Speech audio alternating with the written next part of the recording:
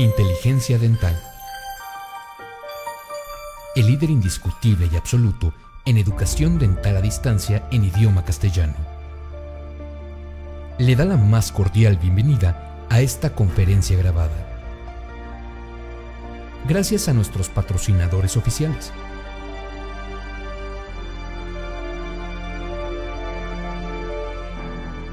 Le ofrecemos siempre un amplio abanico de temas útiles y de actualidad,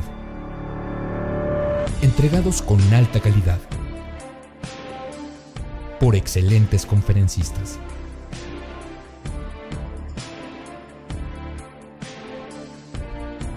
Es un placer recibirle en nuestras conferencias Webex en vivo por Internet, con sesión de preguntas y respuestas, o en nuestras conferencias grabadas disponibles en nuestro canal de YouTube.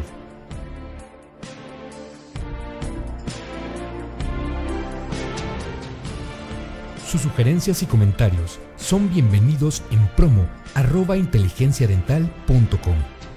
Por último, le invitamos a visitar nuestro website, en donde encontrará toda la información disponible: www.inteligenciadental.com. Que disfrute esta conferencia.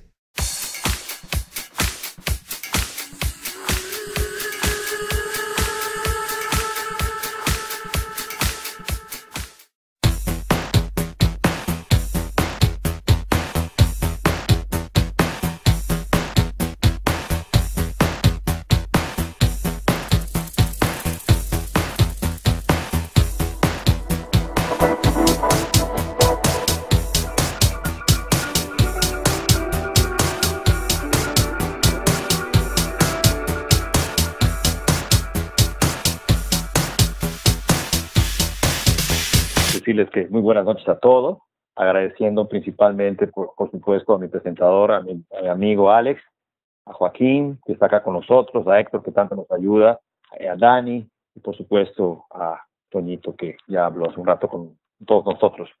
Pues bien, estimados colegas, amigos, alumnos de toda América, yo soy Marco Ramírez Salomón, les saludo desde Mérida, aquí en México, una ciudad en el sureste de nuestro país, que hablamos de una manera un poco especial y peculiar.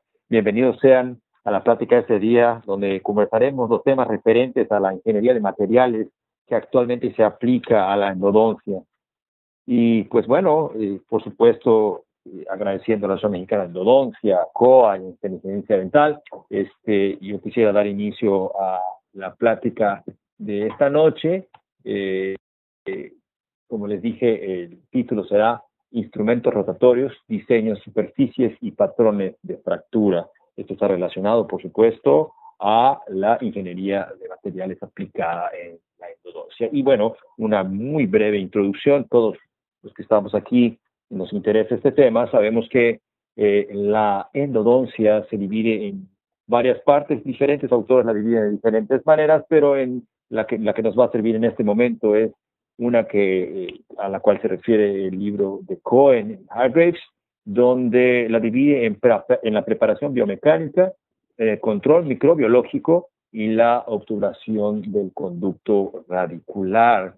Nos referiremos específicamente a la preparación biomecánica y según Schindler, los objetivos de la misma son la deviación del sistema de conductos radiculares para eliminar el material infectado y el contenido de los mismos, y conformarlos para que mantenerlos en su forma original y poder ser obturados adecuadamente. Pero en el tema de la preparación biomecánica, que para nosotros corresponde a la instrumentación, lo que hemos estado discutiendo desde hace ya mucho tiempo es que en este tema existen dos retos principales. Estos son las curvaturas de los conductos radiculares y la fractura de los instrumentos que llevan a cabo la preparación biomecánica o la instrumentación. Para esto hemos tenido la introducción de diferentes instrumentos y técnicas para poder resolver los retos antes mencionados. Y los instrumentos que estamos utilizando pueden ser evaluados de maneras diferentes. La que yo prefiero fue una que personalmente he elegido porque me ha servido mucho y es de mi autoría. Yo evalúo el desempeño de los instrumentos endodónticos analizando estas 4 fases. Primero, me concentro en qué capacidad tiene el instrumento para limpiar el ápice o la zona apical del conducto. El segundo, ¿qué tantos instrumentos puedo yo utilizar para llevar a cabo esta limpieza del conducto radicular en el tercio apical? Por ejemplo, acá pueden ver un paquete de Lightspeed que utilizaba una gran cantidad de instrumentos en los 90, en el 91, 92, 93, y actualmente tenemos algunos instrumentos que lo hacen con un solo instrumento, así como también evalúo qué tanto transporta este instrumento, qué capacidad de transportación del conducto tienen esos instrumentos. Algunos pueden limpiar sin transportar tanto, como otros que tienen mayor peligro al nivel del tercio apical. Y finalmente, evalúo la resistencia a la fatiga de estos instrumentos. Algunos instrumentos son más resistentes que otros, soportan más torsión, soportan más curvaturas. Pero nos hemos preguntado desde más o menos el 91, que hubo una introducción de los instrumentos rotatorios. Yo recuerdo muy bien, me encontraba estudiando en la Universidad Autónoma de Nuevo León, en Monterrey, y nos presentaron lo que habría de llamarse finalmente el instrumento de Lightspeed. En ese momento no tenía ese nombre, un canal más rotatorio. Y cuando veíamos las fracturas de los instrumentos rotatorios, que eran los iniciales en aquella época, no entendíamos por qué se fracturaban. Bueno, para tener un poquito de nociones de esto, pues los materiales en general, no solamente los instrumentos endodónticos, pero sí bien aplicado a los mismos, pueden tener fallas por las siguientes causas. Las primeras son por deficiencias de diseño.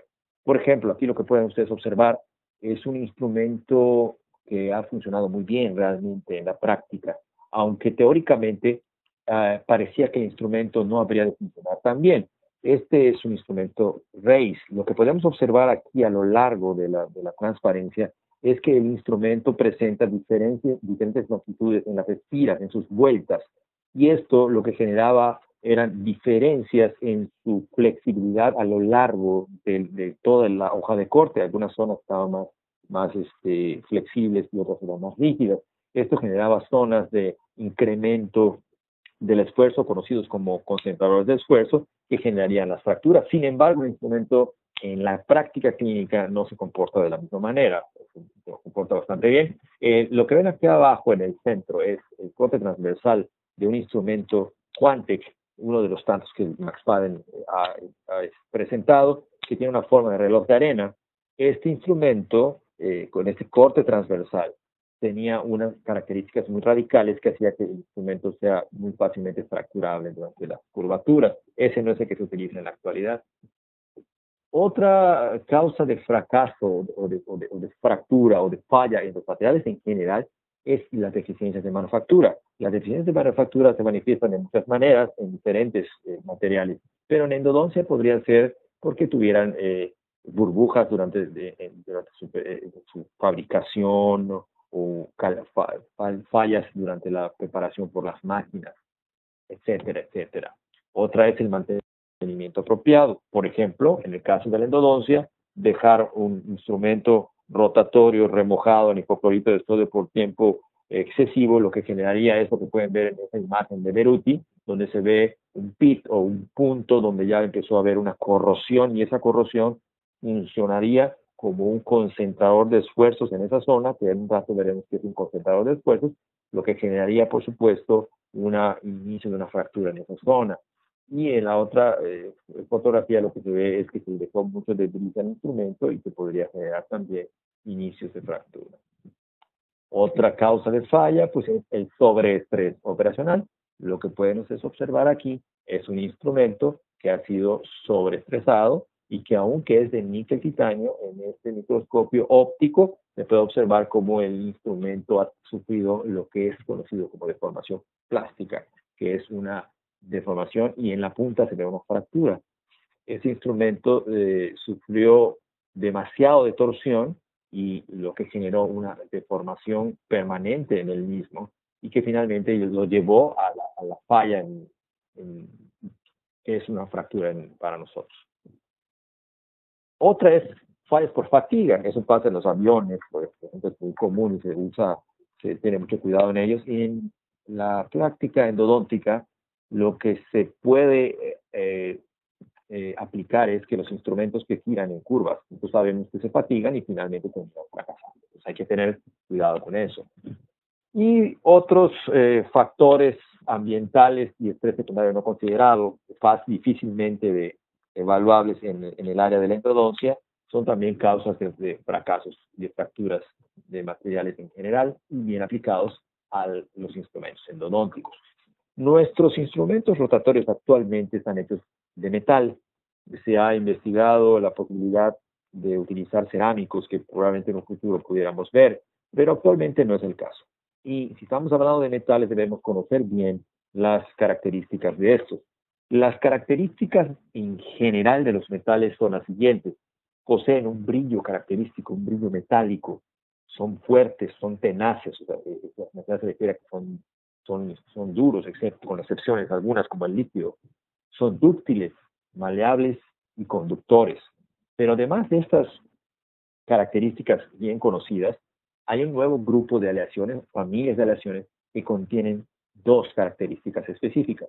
Una se llama memoria de forma y el otro se llama entrenabilidad. ¿Qué son estas? Bueno, en el caso de las aleaciones conocidas como aleaciones Marmen, aquí hay un video donde se muestra una molécula de níquel titanio, que es una aleación tipo Marmen. Marmen es una palabra que proviene de martensita y memory. Estas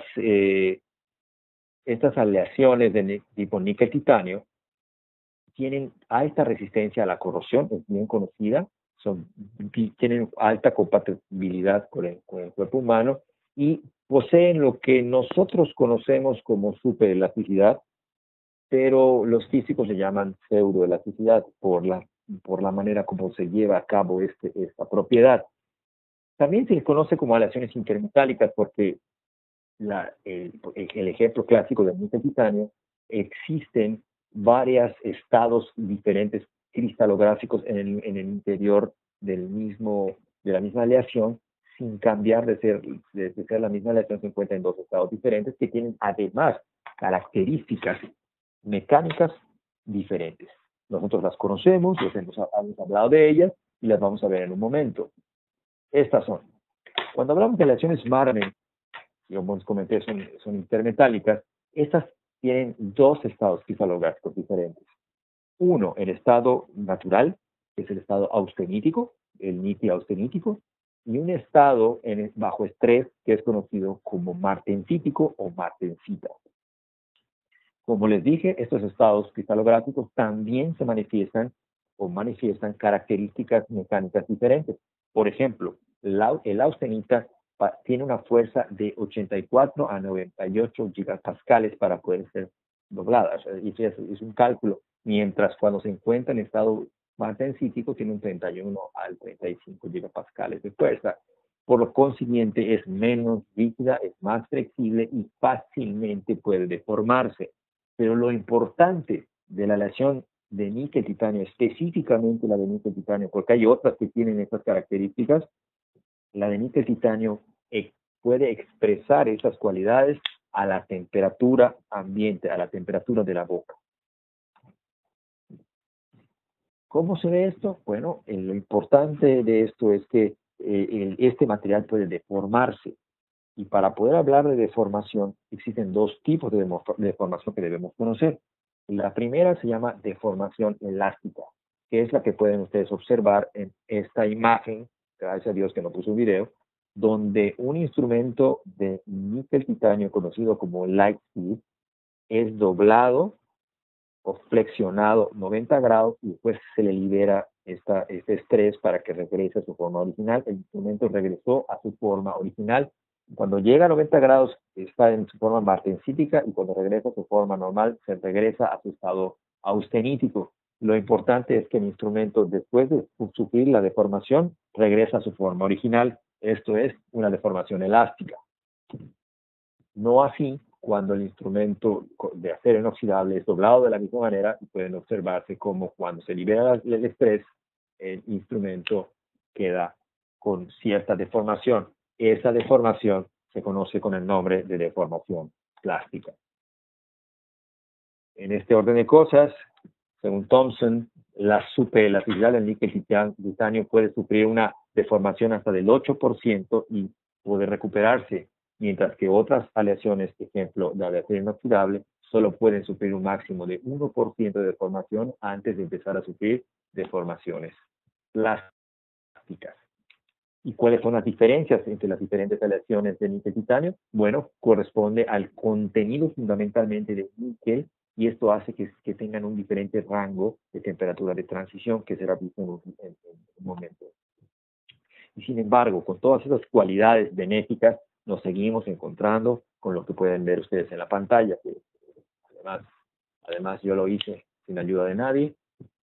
Nos encontramos con fracturas de instrumentos. Y quisiera yo parafrasear, pues, unas palabras de Ove Peters en uno de sus artículos del 2004, donde dice: el uso seguro de los instrumentos de níquel titanio requiere del entendimiento de los mecanismos básicos de la fractura y su relación con la anatomía del conducto. Y de esto me quedo con el entendimiento de los mecanismos básicos de la fractura. Veamos qué es esto. Bueno, para empezar, existen dos tipos de fracturas en la naturaleza. Todos los materiales se fracturan solamente de dos maneras. La primera se llama fractura dúctil, y es la que pueden ver, por ejemplo, en esta imagen, esta foto.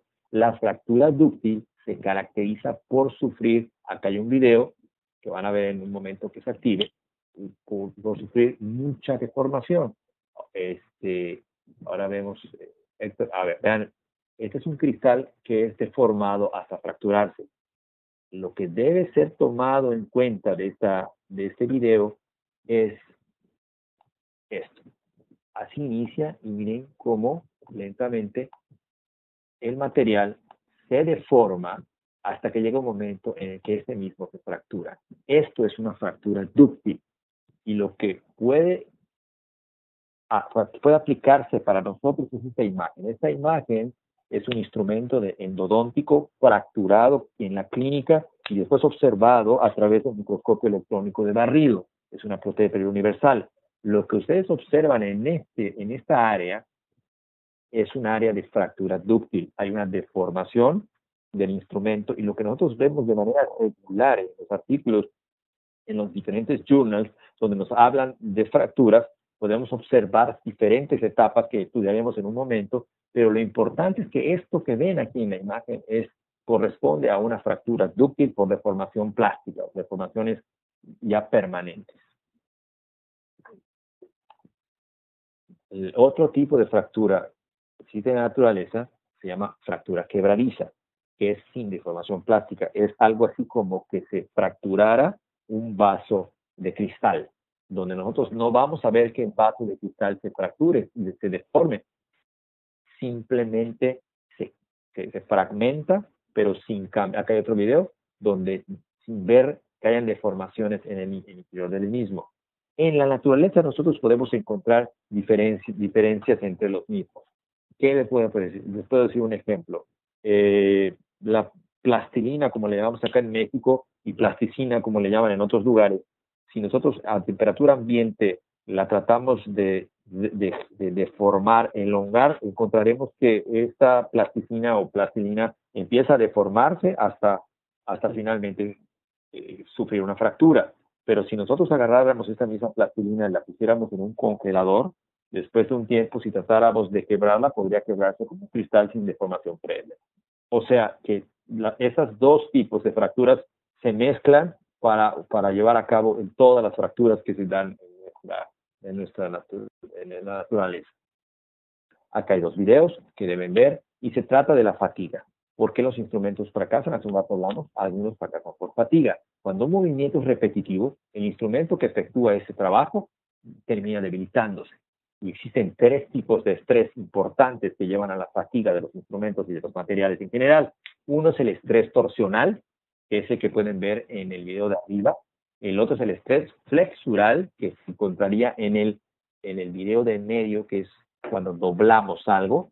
Y finalmente es el estrés axial, que es como si estuviéramos comprimiendo un material. Estos tres grupos se pueden mezclar entre sí y generar intermedios y mezclas de los mismos. Otro punto que debe ser tomado en cuenta a la hora de la fractura se llama concentrador de esfuerzo. En endodoncia es de primordial importancia conocer de qué se trata un concentrador de esfuerzo. En la naturaleza hay muchos y están caracterizados por defectos que tienen la capacidad de amplificar el estrés que es aplicado a un área. Estos vienen de muchas formas. Por ejemplo, la lámina que ven en el video que se está moviendo presenta un agujero en el centro. Entonces, cuando se le aplica tensión a esa lámina, toda la fuerza que se aplicó se va a concentrar en el agujero. Lo mismo pasa con las imágenes de un lado. En el lado izquierdo pueden observar algunos cubos o algunos cuadrados que tienen algunos tipos de agujeros o grietas que corresponderían con diferencias importantes entre la rigidez y la flexibilidad del material, lo que lleva a que todo el esfuerzo que se lleve a cabo se va a concentrar exclusivamente en el punto donde está el concentrador. Veamos esto. Este es un cilindro. Este cilindro podría parecerse a un gancho para un alambre de gancho para ropa. Si nosotros tratamos de flexionarlo, se va a formar una U, va a adquirir la forma de una U, pero si nosotros quisiéramos volver a flexionar este cilindro, pero primero le hiciéramos una muesca con algo que lo corte, lo que generaríamos nosotros en el momento de flexionar este tubo, este cilindro, sería en el momento de la flexión una fractura completa, pero en un punto, porque toda la fuerza que nosotros concentramos se va a concentrar en ese mismo punto, llevando finalmente a la fractura en la zona donde está el concentrador de esfuerzo. Ahora, lo que ven en la imagen es una lima que ha sufrido estrés torsional y que este estrés torsional generó lo que ya estudiamos, una deformación plástica en el seno de la lima. Esa deformación plástica genera diferencias de flexibilidad en el interior de la misma y además áreas que han sufrido estrés y elongaciones. Cuando uno ejerce fuerza sobre esa misma lima, ahí es donde se va a fracturar. Esto es el equivalente a un concentrador de esfuerzos, pero en endodoncia. Y cuando se lleva a cabo una fractura por fatiga, estas están caracterizadas por tres etapas.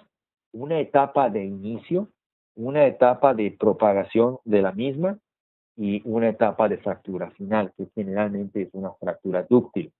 Esto es importante saber porque nosotros generamos este tipo de fracturas por fatiga, por uso excesivo del instrumento, pero algunos instrumentos son más sensibles a las fracturas por fatiga. ¿Por qué? Porque pueden tener la etapa número 1 muy fácilmente obtenible. Por ejemplo, si ya vienen con defectos de fábrica, como el cuadrito que se ve azul a un lado derecho, si la lima viniera con una grieta de este tipo, la lima se quebraría muy rápido porque el área de inicio estaría ya preparada y podría iniciarse rápido, propagarse más rápido y fracturarse.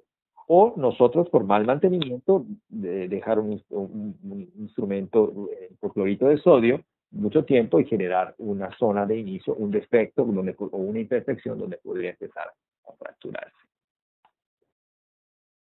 Aquí, por ejemplo, les puedo mostrar un instrumento de Lightspeed fracturado, donde se ve con claridad una comparación con el esquema bajado de internet de cómo se ve un cilindro que ha sido fatigado y cómo se fractura, donde en el lado derecho en el esquema se ve el punto de inicio, la propagación y después la fractura final por deformación plástica y por fractura dúctil.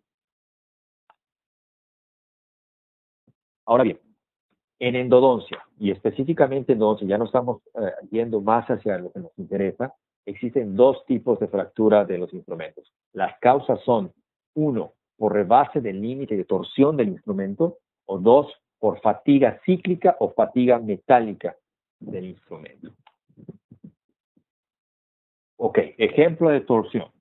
Lo que ustedes pueden observar en esta radiografía, en el área de la curva de 90 grados, es un instrumento manual que fue llevado hasta esa zona y durante el movimiento de vaivén, el instrumento por exceso de estrés torsional se fracturó y se quedó en el área apical. Este es el estrés torsional, porque hay torque y torsión están relacionados. Esto es lo que puede verse en una lima de nosotros. Esta es una lima manual que ha sido estresada hasta sufrir deformación plástica y si continúa el uso, esta lima habría de fracturarse. Otra es el estrés flexural. Aquí lo que pueden ver es una curvatura donde se metió un instrumento rotatorio y durante un buen rato estuvo girando hasta que el instrumento se fracturó. Este es un estrés flexural, el instrumento girando en una curva y se quiebra exactamente en la parte del centro de la curva. Son los dos tipos de fracturas que se encuentran en endodoncia, como les dije, por torsión y por fatiga cíclica.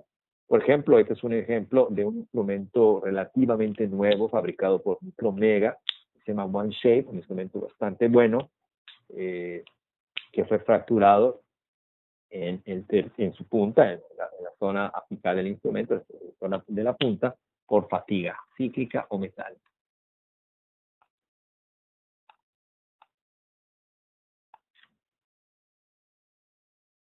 Así, las limas que han sufrido estrés en conductos curvos pueden presentar defectos internos, y nosotros no los podemos ver, porque sobre todo en el níquel titanio.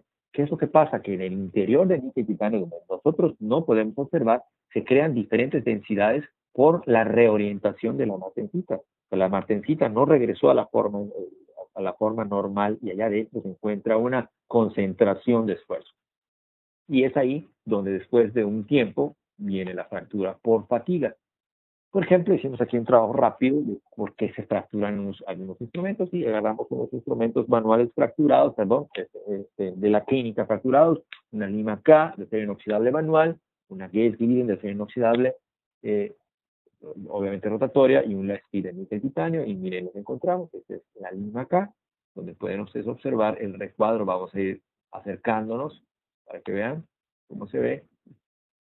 Aquí se ve. Y ya se ve la zona de la fractura, aquí se ven las espiras, las hojas de corte, y si amplificamos más, vamos a encontrar de cerca cómo hubo una deformación plástica. Este es un instrumento que fue fracturado por rebase del límite torsional. También es el rebase del límite plástico. El instrumento se deformó hasta que su deformación ya plástica fue tanta que se quebró. Esto pasa mucho con los instrumentos manuales. En este caso, este es un instrumento de acero inoxidable, pero rotatorio. ¿Qué pasó aquí? Esta es la vista del área fracturada. Y si quisiéramos hacer algunos análisis, encontraríamos lo siguiente. Etapa 1, etapa 2 y etapa 3. En la etapa 1 del instrumento es el inicio, pero como es un instrumento rotatorio y redondo, se forma una zona de inicio que estuvo alrededor de todo el instrumento. Después la propagación, donde se ven aquí algunas rayitas, donde se fue dando la separación del instrumento entre un lado y el otro. Y finalmente lo que ven acá es la fractura con deformación que se llama fractura dúctil. Cuando tratamos de ver lo mismo en un instrumento de níquel titanio, las cosas no son tan fáciles, porque los instrumentos de níquel titanio no se comportan tan igual. Hay un poco tiempo donde tienen mucha deformación elástica, poca deformación plástica hasta llevar a la fractura. Así que podemos ver, por ejemplo, zonas de inicio, pero muy pequeñas, fractura dúctil, y aquí zonas donde fue avanzando la fractura. Aquí hay un Lightspeed, otro que sufrió una deformación. Lo que ven ustedes hacia adentro, estas zonas muestran que el instrumento se empezó a elongar hasta fracturarse. Diferentes formas de fractura que responden a diferentes estímulos que fueron sufriendo, o diferentes causas a las que fueron expuestos los instrumentos mismos. Y ahora llegamos a lo que venimos, ¿no? Diseño y su influencia en el comportamiento clínico de los instrumentos. Era muy importante poder dar esta introducción. Y veamos el diseño. Los instrumentos rotatorios actualmente han sido adornados con una gran cantidad de características. Fíjense que tantas se les han puesto cuando tenemos un instrumento de estos. Puntas redondeadas no cortantes, diferentes conicidades, cortes transversales varios, ángulos de corte, ángulos helicoidales, variables, planos radiales, estos mismos liberados, mangos reducidos, paso variable o lo que le conocen como pitch, profundidad de aflautados variables, conicidades continuas y variables, menor concentración de esfuerzos, electropulido, nitridación, movimiento rotatorio y recíproco, tratamientos térmicos, bueno, una miríada de características que podemos encontrar cuando vemos un instrumento endodóntico rotatorio actual.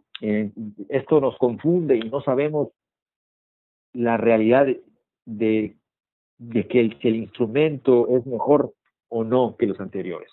Tenemos una gran cantidad de cosas que se están haciendo para mejorarlos y no sabemos si finalmente esto se vaya a traducir en la clínica. Pero sí sabemos, ya por otros trabajos ya publicados, que el diseño del instrumento es un importante factor que va a afectar al tipo de fractura. Por ejemplo, esta es una imagen del microscopio electrónico de barrido del doctor de la Garza, cuando trabajábamos, un tiempo que estuvimos trabajando en esto, tomado en Saltillo. Es una Profile 0.04 de la serie 29, que nos sirvió para identificar las partes más ponderables del instrumento, y me gusta porque muy claramente te lo muestra. Podemos ver el ángulo de corte del instrumento que se encuentra a un lado de su superficie radial. La superficie radial sería esta zona lisa, que es la que tiene contacto con la pared, y el ángulo de la superficie radial en este instrumento sirve como ángulo de corte. El pitch es la distancia que se encuentra entre una hoja de corte y la otra. En ingeniería, en español se llama paso. Yo no lo había encontrado eso, me enteré hasta que fui a la fábrica de Micromega, de Sansón, hace unos años, y pues ahora ya lo he escuchado con más frecuencia. También el aflautado es el área donde el instrumento es cortado, donde el instrumento entra el disco que hace el surco para darle forma. Y cuando los instrumentos son doblados, porque actualmente hay instrumentos de níquel titanio doblados, es el hueco o el espacio, la concavidad que se encuentra entre los filos. El ángulo helicoidal es este que se puede observar, que es el ángulo que se forma entre el filo o el ángulo del filo, la hoja de corte del instrumento y el eje longitudinal del instrumento. Efectivamente, eso es. Veamos. ¿Qué es lo que le hace el diámetro? Eso es lo que más fácil sabemos todos. ¿Qué efectos tiene el diámetro en el comportamiento de un instrumento? Bueno, aquí se movió un poquito pero no importa, no nos va a perjudicar. En el caso de los conductos rectos, según Max Padden, en el libro de Max Padden van a poder encontrar esta fórmula que es muy, muy interesante. La capacidad de la lima para resistir torsión, de ser torcida, es directamente proporcional al cuadrado de su diámetro. Esto significa que en el caso de un conducto recto, el instrumento va a sufrir torsión, se va a trabar y va a girar más la parte que se encuentra más cerca a la mano o al instrumento, al motor. El instrumento, mientras más grueso sea, va a ser más resistente a ser deformado. Pero esa resistencia se va a dar de manera cuadrática. O sea, no porque sea un poquito más gordito o más grueso va a ser un poco más resistente. No, un poco más grueso lo hace mucho más resistente de manera cuadrática, al cuadrado. Un número 25 a un 30 es mucho más resistente, un 30 que un 25 a la torsión. Y hablamos de conductos rectos. Cuando hablamos de conductos curvos, la capacidad de la lima para resistir fatiga, que es lo que va a sufrir en un conducto curvo, es inversamente proporcional al cuadrado de su diámetro. O sea, mientras más delgada la lima, va a ser más resistente a la fatiga, pero de manera cuadrática, o sea, mucho más resistente. Una Lima 25 es mucho más resistente a la fatiga que una Lima 30, no un poco más.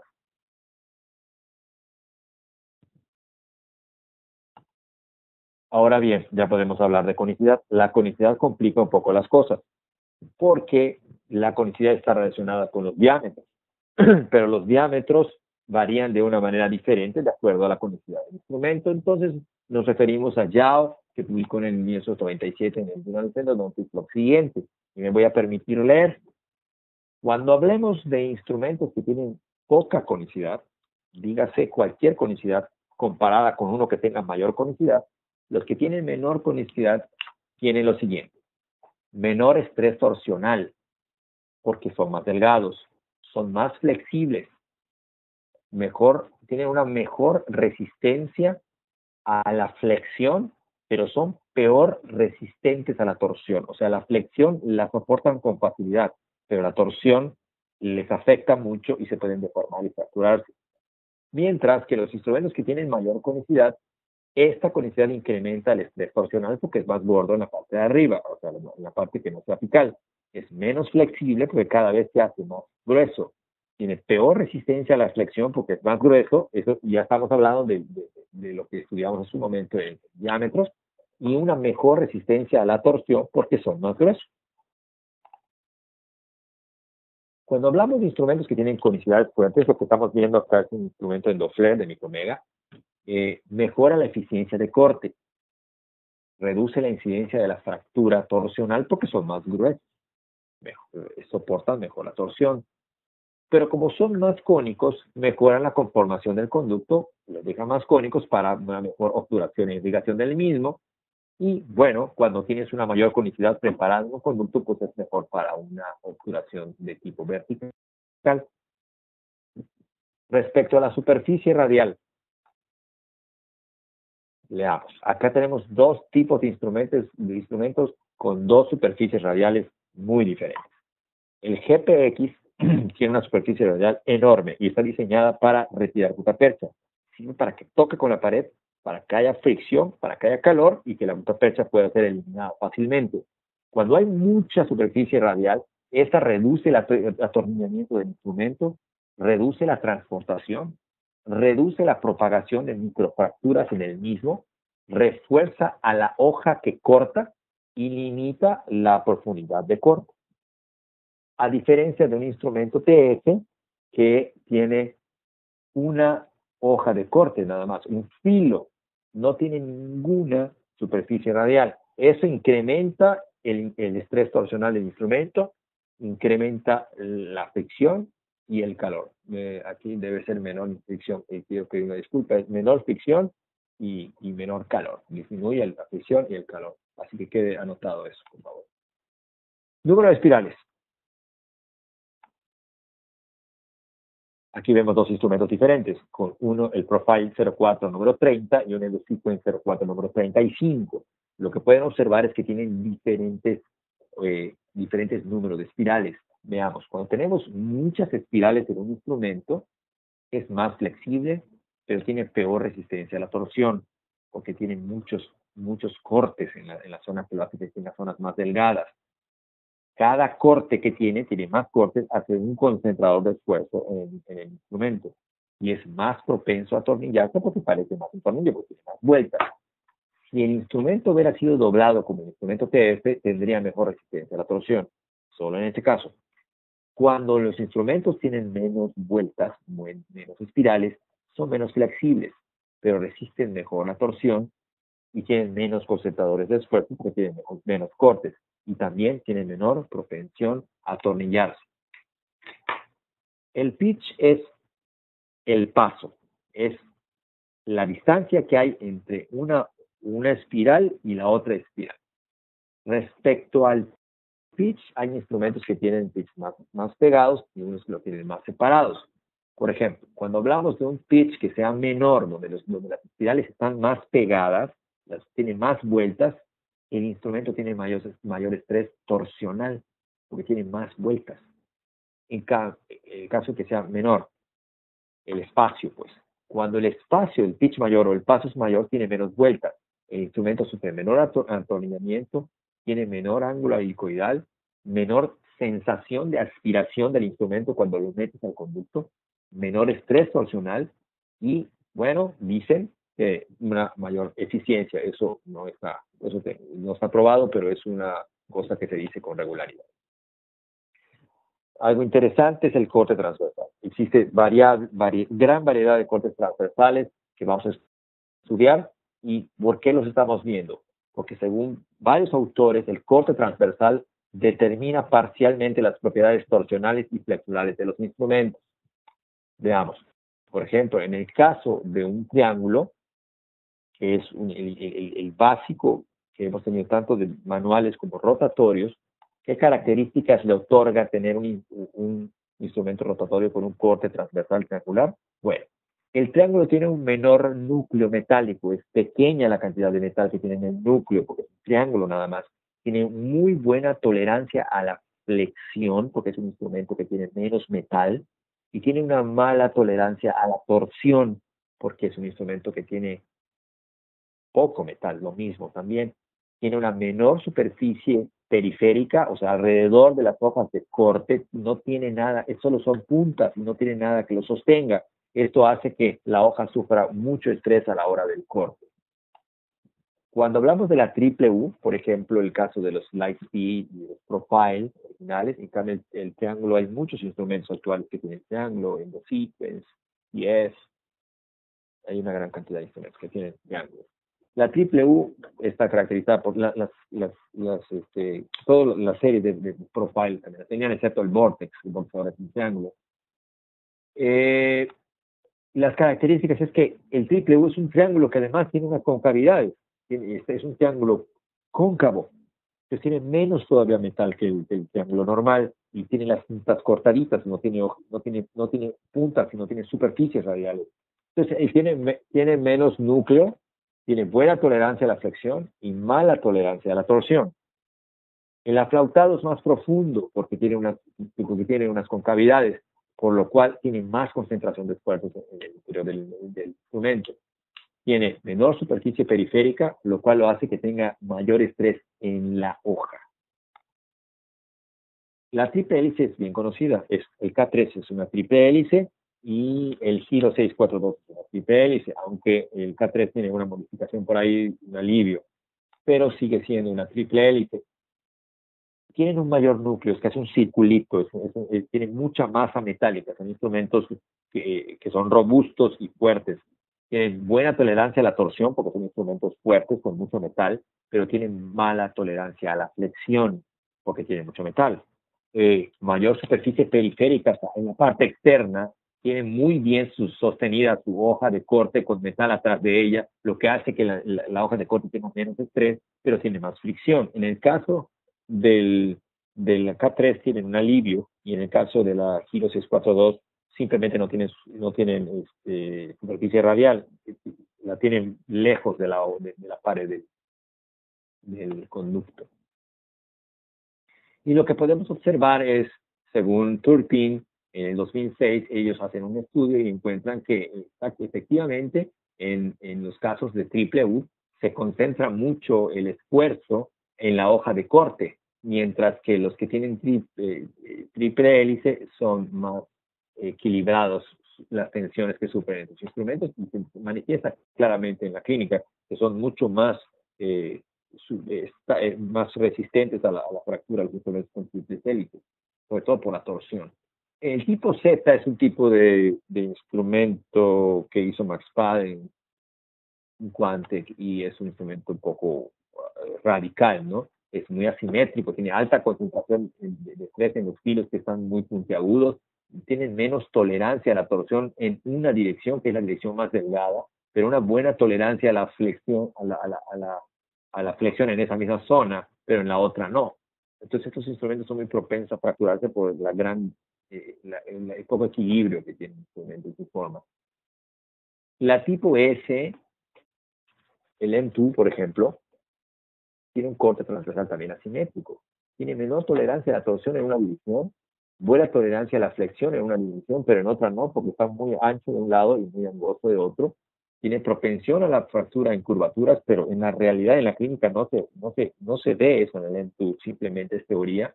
Y superficie periférica favorable en este caso, ¿no? Porque la superficie periférica sostiene a su hoja en la parte de atrás del corte. Es importante mencionar aquí que los instrumentos que manejamos en la clínica son una combinación de todas estas características que en este momento les estoy dando, lo cual hace que no solamente el corte transversal vaya a manifestarse, como en el caso del ENTU, que desde el punto de vista teórico parece que sea un instrumento que se pueda fracturar fácilmente, pero tiene otras características que compensan estas deficiencias y inclusive podrían hacer que el instrumento sea sumamente resistente. El triángulo convexo ProTaper es un instrumento muy fuerte, muy masivo, mucho metal, casi un círculo, es muy estable, muy simétrico, muy bien distribuido, tiene buena tolerancia a la torsión porque tiene mucho metal, pero a la flexión no tanto.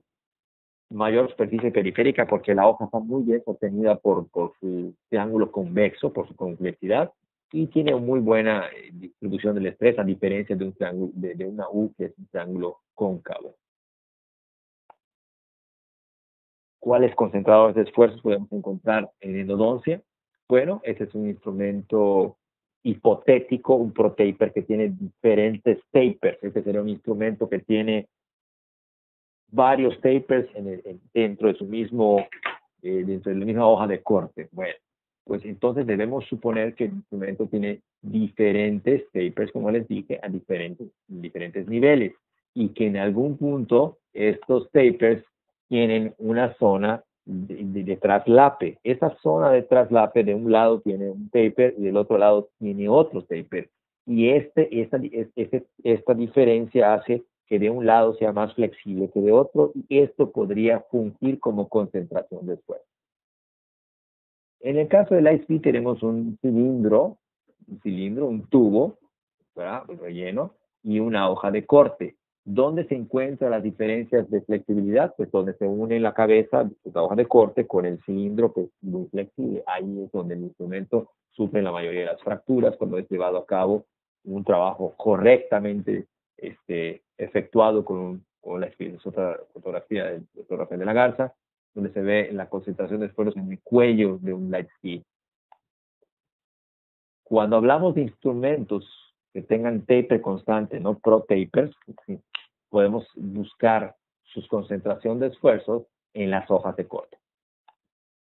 Y si lo dudan, aquí se puede ver otra fotografía de lo que tomamos con el doctor Rafael de la Garza, donde se ven los puntos de inicio de la fractura y se ve que en las hojas de corte de este profile se iniciaron las fracturas del instrumento, que es lo que mencionamos, lo que dice la teoría, ¿no? Y se ve también lo que, en la imagen de Perkins. El LCX es un instrumento diseñado para disminuir su concentración de esfuerzo. No tiene cortes, tienen estampados como si fueran martillazos. Y efectivamente el instrumento no es fácil de romper. Y cuando se rompe, pues se rompe en las formas más delgadas, que es lo que ven aquí en la fotografía. Respecto a la técnica de instrumentación, aunque no hablamos directamente del instrumento, sí tiene que ver la técnica de instrumentación. Hoy sabemos que el crown down genera menor estrés en los instrumentos. ¿Por qué? Porque el crown down disminuye el riesgo de fractura al disminuir el área de contacto de los instrumentos, diferentes instrumentos en la zona. Cada instrumento corta unos arriba, otros en medio, otros más abajo, y así hace que se distribuya de mejor manera el estrés en los instrumentos. Aquí en este caso podemos decir algo de lo que Max Faden ha puesto en su libro. Dice: el torque requerido para rotar una lima es directamente proporcional al área de la lima en contacto con la pared. Por eso el ground down disminuye las fracturas, porque hace que solo ciertas zonas de la lima estén en contacto con la pared, eliminando la cantidad de estrés de ese instrumento.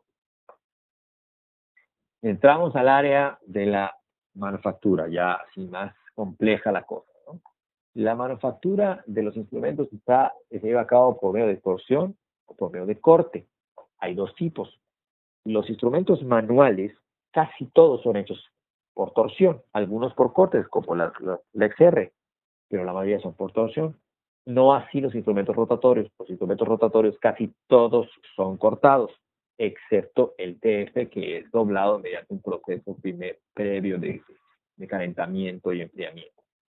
Lo que sí, según Seto en 1990, él dice que las limas cortadas se fracturan más que las limas dobladas. Él lo dice porque el corte genera una concentración de esfuerzo muy grande en el instrumento, que es mucho más allá que el estrés generado en el instrumento simplemente por doblarlo, porque además tiene un diámetro menor por haberlo cortado. Aquí tenemos dos instrumentos de generaciones recientes, un TF que es doblado de níquel titanio y un GTX que es cortado. Ambos instrumentos tienen muy buena tolerancia a la fractura.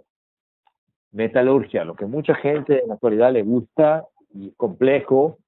Aquí hay algo que tenemos que siempre estar mencionando. Fíjense, interesante, y me voy a remitir a leer. Las aleaciones de níquel titanio son producidas por un proceso que se llama inducción de fusión al vacío. Esto se lleva a cabo en un cristal, pues una taza, donde se pone la aleación para que se funda, y esta está hecha de grafito. Pero el grafito contamina el contenido del líquido que se llama el baño con carbono, porque de hecho de eso está hecho. Y ese grado de contaminación va a depender de la calidad de la taza o del cristal donde se encuentre la aleación. Esta cantidad de carbono puede afectar la resistencia a la fatiga del alambre de necesidad. Y también se ha dicho que respecto al tipo de la metalurgia, se dice que la capacidad de transformación de austenita a martensita que de la aleación impacta las propiedades torsionales y también flexurales de los instrumentos.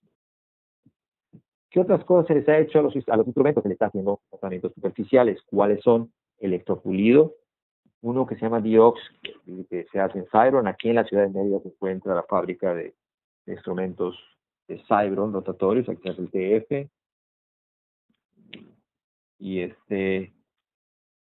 Y los más recientes, y también se le hace hibridación. Por ejemplo, acá hay un instrumento que es una fotografía del doctor Pedro Ortiz, donde podemos ver un endosequence que tiene un tratamiento superficial. Ese tratamiento superficial se llama electropulido. El electropulido, de manera rápida, es una inmersión del instrumento en una solución altamente iónica a la cual se le aplica corriente eléctrica. Esto remueve una capa superficial de metal. Se dice que diluye los efectos que se quedan del proceso de manufactura del instrumento y que nivela las uniones intergranulares del metal. Diluye los hoyitos y las fisuras, o lo deja más terso y revelaría defectos ocultos en el momento de limpiar. Lo que no queda claro es si optimiza las propiedades mecánicas, elimina imperfecciones, incrementa el filo, eso no queda claro, y mejoraría la tolerancia a la torsión y fatiga. Estas solo son palabras que no están probadas todavía. Pero podemos ver dos tipos de tratamientos superficiales. Aquí sí, el de arriba es un endosequence con electropulido y el de abajo es una TF, de las que se hacen aquí en la ciudad de Mérida, casa, con uno que se llama Diox. Aquí pueden ver varios ejemplos de instrumentos que mi servidor y el doctor Rafael hemos estado estudiando, y lo que vean las superficies, todas estas superficies no tienen tratamiento de ningún tipo. Tratamientos son estas. Estas tres son endosequence con tratamiento de electropulido, y esta última es una TF con un tratamiento de Diox que no queda muy terso después de este mismo proceso. En la superficie pueden haber problemas ocasionados por la esterilización. El dejar nuestros instrumentos demasiado tiempo en hipoclorito de sodio, más de 5 minutos, según Beruti puede suceder esto. Cuando se pone más de 5 minutos en hipoclorito de sodio, empieza a removerse el níquel de la superficie, y al removerse empieza a haber corrosión. Esta corrosión a nosotros nos importa porque empieza a generar defectos en la superficie del instrumento que van a crear concentradores de esfuerzo. ¿Y qué es un concentrador de esfuerzo? Un inicio de fractura por fatiga.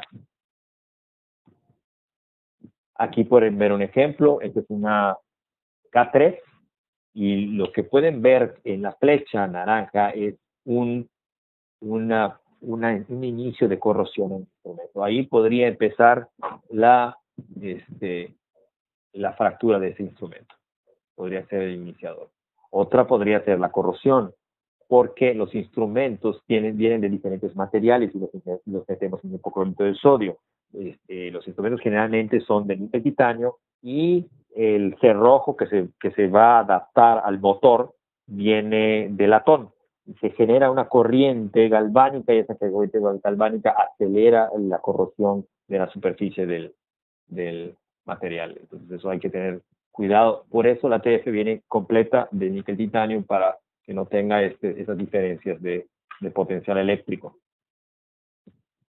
También se sabe, pero eso es más reciente, que el níquel titanio en su estado austenítico es electroquímicamente, hablando de corrosión por medio de galvanismo, es más activo que cuando está en una mezcla de austenita y martensita, porque algunos de los nuevos instrumentos ya vienen con más, ya la martensita se encuentra a nivel, en estado de reposo. Y esto le daría una menor susceptibilidad a la corrosión.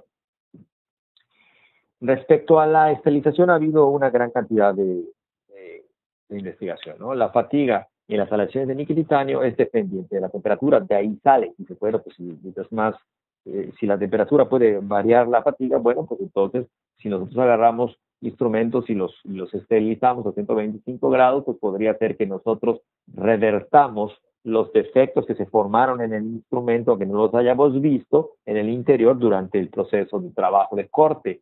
Bueno, hubo investigaciones con Lightspeed y Profile en el 98, 2006 y 2001, donde se encontró que Lightspeed no sufrió ningún efecto benéfico ni malo.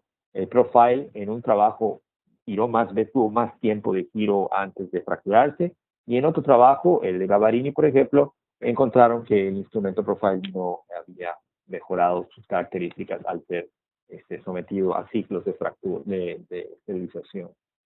Ya estamos por terminar. La entalpía generada en el proceso de autoclave no provee suficiente energía para el efecto térmico que causaría los cambios en la fase cristalina del instrumento. Esta hermosa oración solamente dice que la cantidad de calor que se llega a generar durante el proceso de autoclave no va a ser suficiente para que el instrumento retorne a su estado natural y se desaparezcan los efectos de la flexión y torsión que sufrió. Se dice que los tratamientos térmicos que son menores a 300 grados centígrados no van a liberar los efectos en la red cristalina, porque la recristalización se daría por arriba de los 600. Esto está publicado, pero hay nuevas investigaciones, nuevos materiales que han tenido tratamientos térmicos previos. Por ejemplo, las aleaciones de níquel titanio con fase martensítica estable bajo condiciones clínicas. Estamos hablando de instrumentos que ya tienen algo de martensita en su interior, cristales martensíticos ya en su interior por tratamientos térmicos antes de empezar a trabajar. Ejemplo es el K3XF, que según Plotino mejora significativamente en el caso de ese instrumento su resistencia a la fatiga cíclica. Otro es el CM-Wire o el Control Memory, el alambre de Control Memory con el que está hecho el HyFlex. Esta imagen es de un HyFlex.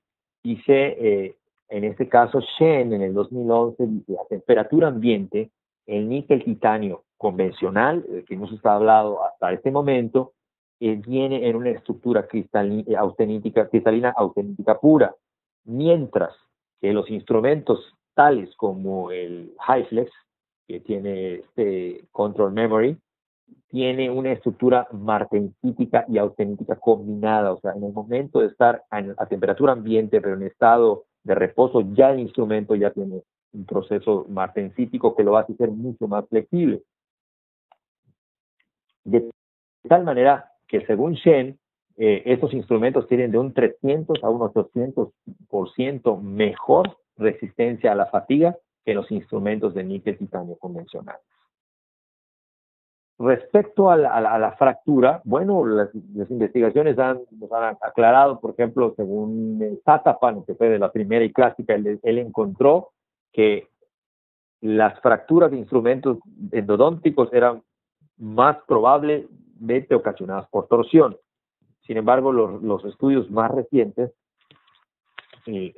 aquí solo menciono el de Parashov, dicen que la torsión es la menor, que generalmente los instrumentos se están fracturando en el consultorio debido a la flexión. Es muy probable que el trabajo de Statapan hubiera arrojado que se fracturaba más por torsión porque él trabajó con instrumentos Quantex antiguos y lo trabajó con alumnos de posgrado. No será lo mismo hacer por gente que ya estuviera entrenada y que estuviera utilizando instrumentos con cortes transversales y diseños más recientes, donde la flexión es la que va a ser la ponderable, porque es no tanto el manejo, sino el exceso de uso el que va a manifestarse.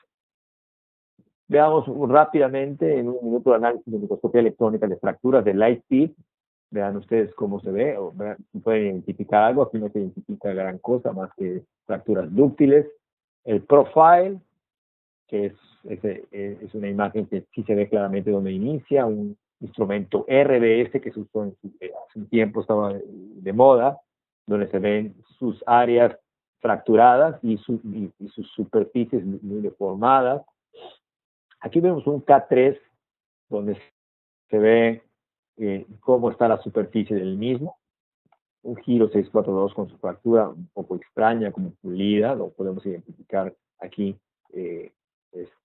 deformación plástica enorme. Un endosequence donde se ve claramente que ese sí fue fracturado no por fatiga, sino por torsión, fue trabado, y aquí se ve con claridad. Perdón. Aquí se ve el área donde se fractura, vean la deformación que sufrió por la torsión. Un LCX, dicen que no se quiebran, pero eso se quebró porque se torció también. El M2 de BDW, áreas sanas, inicio de fracturas, deformación plástica. Taper universal con una gran cantidad. Todos estos están mostrando características mezcladas, no solamente de un tipo. Una TF, aquí sí se ve una cosa tremenda de formaciones plásticas y superficies irregulares. Vean. El GTX que tiene M-Wire, es un instrumento muy bonito, aunque no tiene una superficie interpulida, pero después del uso y ahí se ve cómo quedó material. Y vean esto, aunque ambos tipos de fractura podrían ocurrir simultáneamente, en la clínica la fatiga cíclica parece ser más prevalente en conductos curvos, mientras que la fractura torsional puede ocurrir también en conductos rectos. Lógicamente, en conductos rectos los instrumentos se fracturan por torsión. ¿Sí? En conclusión, la fractura de instrumentos es un problema complejo y multifactorial, no solamente uno. Aquí podemos ver un instrumento de investigación donde fue fracturado con fatiga pura, donde pueden ver una imagen hermosa y clara donde se ve cómo se rompe el instrumento después de girar libremente en un tubo de cristal o en un metal, donde después de un tiempo de estar girando y flexionándose, hay una fase de inicio de fractura y después una fractura dúctil, clarita. Pero en la vida real, no es así. Vean, el instrumento sufrió torsiones y flexiones múltiples durante mucho tiempo y se ve cómo el instrumento se fue rompiendo y desgarrando de diferentes maneras. En la clínica sufren mucho más y sufren una mezcla los instrumentos del mundo. Así que, en realidad, el caos es impredecible, pero es determinante. Y este es el momento en el que me pongo a sus órdenes para cualquier pregunta que en este momento surja para ustedes. Estoy para servirles, es un placer. Les envío un saludo a todos los que tuvieron la amabilidad de escuchar esta plática.